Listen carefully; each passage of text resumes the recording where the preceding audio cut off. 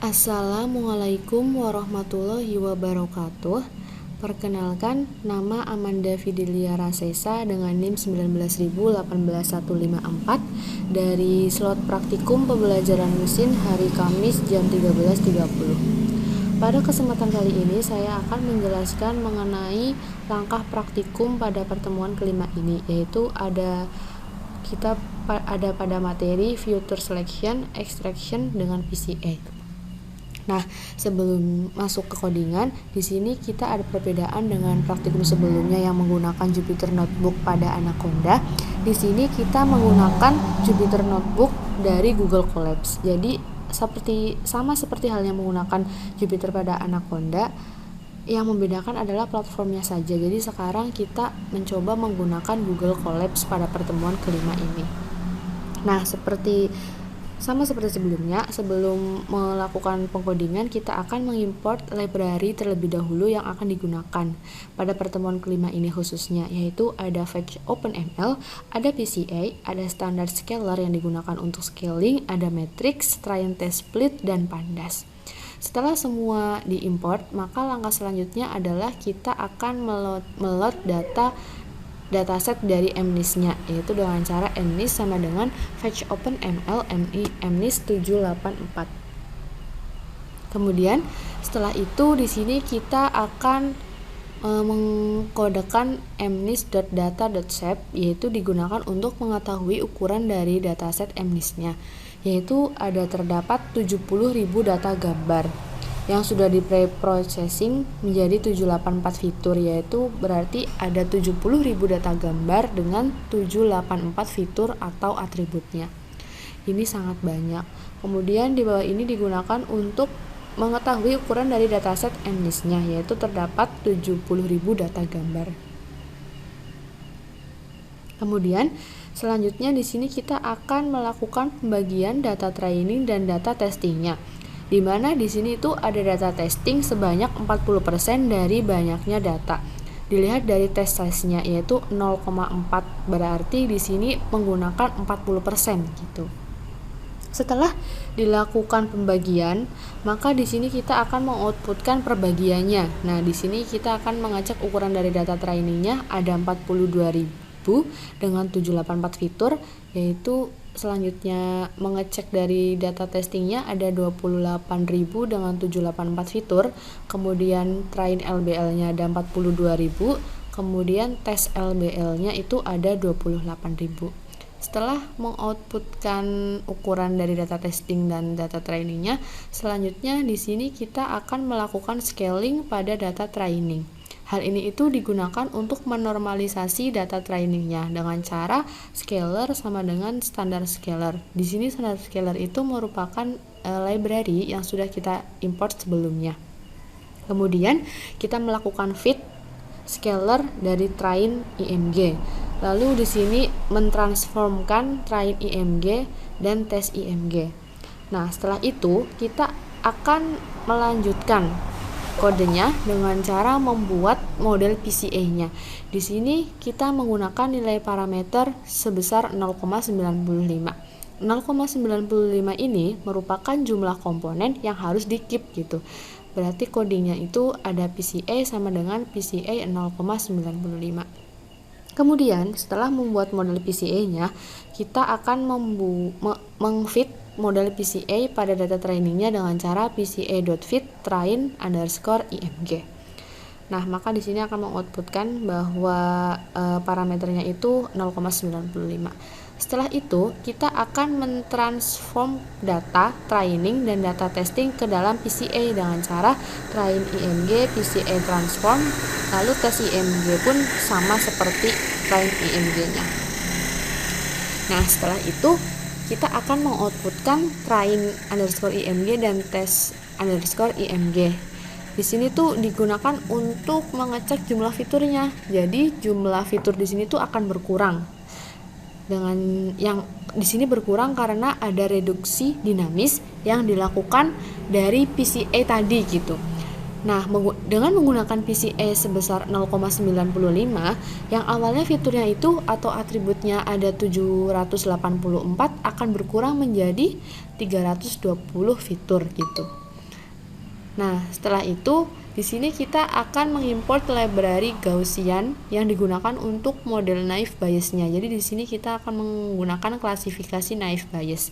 Setelah itu kita membuat model naive Bayes-nya. Lalu di sini kita akan melakukan klasifikasi dengan menggunakan naive Bayes, yaitu model.fit, train IMG, train LBL gitu. Setelah itu kita di sini akan mengecek berapa besar sih akurasi pada data testingnya menggunakan klasifikasi naive Bayes gitu, dengan cara skor sama dengan model.score tes IMG, tes LBL. Setelah itu di sini digunakan untuk mengeprintkan hasil dari akurasinya, yaitu print score gitu. Lalu di sini ada prediksi, digunakan untuk mengecek prediksi pada data testing. Prediksi sama dengan model.predict tes _IMG. Lalu setelah itu ini digunakan untuk mengoutputkan hasil dari confusion matrix-nya gitu. Jadi di sini kita sebelumnya akan mengimport dulu dari scalar matrix, yaitu import classification report dan confusion matrix. Kemudian di bawah ini dilakukan untuk mengeprintkan hasil dari confusion matrix. Setelah di-print, maka di sini didapatkan hasil untuk akurasinya, yaitu ada 0,46521 sekian. Berarti di sini itu nilai akurasinya adalah 46,52%. Dengan hasil confusion matrix-nya adalah sebagai berikut ini. Nah, setelah kita mencoba PCA dengan nilai parameter 0,95, selanjutnya kita akan membuat model PCA dengan nilai parameternya yang berbeda, yaitu 0,60. Setelah dibuat model PCA-nya seperti ini, sama seperti membuat PCA yang awal tadi dengan 0,95. Jadi tinggal mengganti nilai parameternya saja. Kemudian kita melakukan fit model PCA-nya pada data training. Setelah itu kita akan mentransformkan data training dan data testing ke dalam PCA-nya. Lalu setelah itu kita akan mengecek jumlah fiturnya, yaitu di sini tuh jumlah fitur akan berkurang, yaitu sama dilakukan reduksi dinamis pada PCA tadi dengan menggunakan PCA dengan parameternya 0,60. Yang awalnya fiturnya atau atributnya itu ada 784 akan berkurang menjadi berapa? Yaitu menjadi 52 fitur atau atribut. Setelah itu kita membuat model naive Bayes-nya. Setelah itu kita akan melakukan klasifikasi dengan menggunakan naive Bayes. Nah, setelah dibuat klasifikasinya, maka kita di sini akan mengecek untuk hasil akurasinya. Lalu di situ ada print hasil akurasinya.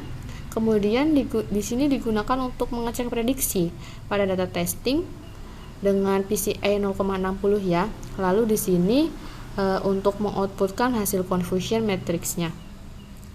Untuk PCA dengan nilai parameter 0,60 maka didapatkan akurasinya itu sebesar 0,73214 sekian, yaitu berarti di sini besar akurasi untuk PCA nilai parameter 0,60 adalah 70,03% gitu. Dan di sini adalah hasil dari confusion matrix-nya. Setelah itu, kita akan mencoba membuat model PCA dengan nilai parameter yang berbeda, yaitu 0,75. Di sini tinggal diganti aja untuk nilai parameternya. Kemudian sama seperti sebelumnya melakukan fit model PCA, lalu mentransformkan data training dan data testing ke dalam PCA. Kemudian di sini kita akan mengecek jumlah fiturnya ya. Jika menggunakan 0,75 itu ada berapa? Jadi di sini akan berkurang. Yang awalnya itu fiturnya sebanyak 784 lalu menjadi 26 gitu. Setelah itu kita akan membuat model naive Bayes dan melakukan klasifikasinya. Nah, di sini kita akan mengecek akurasinya dengan PCA sebesar 0,75 itu ada berapa gitu ya, berapa persen untuk akurasinya. Nah, di sini didapatkan akurasinya itu sebesar 0,79821 sekian, yaitu berarti 79,82% untuk hasil skor akurasinya. Dan di bawah ini merupakan hasil dari confusion matrix-nya. Selanjutnya yang terakhir kita akan mencoba membuat model PCA dengan menggunakan nilai parameter sebesar 0,85. Nah, sama seperti sebelumnya, kita tinggal mengganti nilainya aja jadi 0,85. Setelah itu, kita membuat fit model PCA pada data training. Lalu setelah itu, kita akan mentransformkan data training dan data testing ke dalam PCA. Setelah itu, kita akan mengecek jumlah fiturnya. Di sini jumlah fiturnya itu berkurang ya, dilakukan reduksi dinamis dengan PCA. Yang awalnya fiturnya itu ada 784 menjadi 18 jika menggunakan PCA dengan nilai parameter 0,85. Setelah itu, kita akan membuat model naive bias-nya dan melakukan klasifikasi naive bias. Setelah itu, kita di sini akan mengoutputkan nilai akurasinya dan nilai confusion matrix-nya. Jadi di sini didapatkan untuk nilai akurasinya yaitu sebesar 0,79925 atau 79,92%. Dengan hasil confusion matrixnya adalah sebagai berikut ini gitu. Jadi di sini tuh kita mencoba membuat model PCA dengan 4 nilai parameter yang berbeda yaitu 0,95, 0,60, 0,75 dan 0,85. Nah, mungkin sekian penjelasan langkah praktikum dari saya. Apabila ada kekurangan, saya memohon maaf. Wassalamualaikum warahmatullahi wabarakatuh.